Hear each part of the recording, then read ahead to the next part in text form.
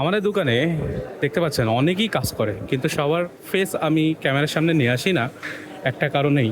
সেটা হচ্ছে এই কিছুদিন আগে আমাদের দোকানে প্রচুর কিন্তু বাংলাদেশ থেকে লোক ঢুকছে, যেগুলার দিকে তাকালে মনে হয় না যে এরা হচ্ছে কাজের লোক কিংবা এরা হচ্ছে এই কাজ করবে। মানে তারা নতুন এসে দোকানে ক্লিনিয়ারিং কাজ করে, মানে ঝাড়ু দেওয়া, মানে মোছা, গ্লাস প্লেট ধোয়া, এরকম আর কি ক্লিনারিং কাজ করে। তো তাদেরকে দেখে মনে হয় না যে তারা এই কাজের যোগ্য, কেননা তারা অনেক শিক্ষিত এবং তারা অনেক মেধাবী।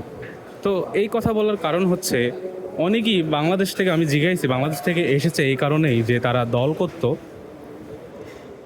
আমি দলের নাম নেব না, হয়তো এক একজন এক এক রকম দল করতো, তার হয়তো বা কোনো কেস আছে, হয়তো বা কোনো অপরাধ করে এসছে, এরকম অনেক লোকই আছে। তারা মালয়েশিয়াতে ভেগে চলে এসছে, তো এই জন্য তাদের আমি ফেস দেখাই না।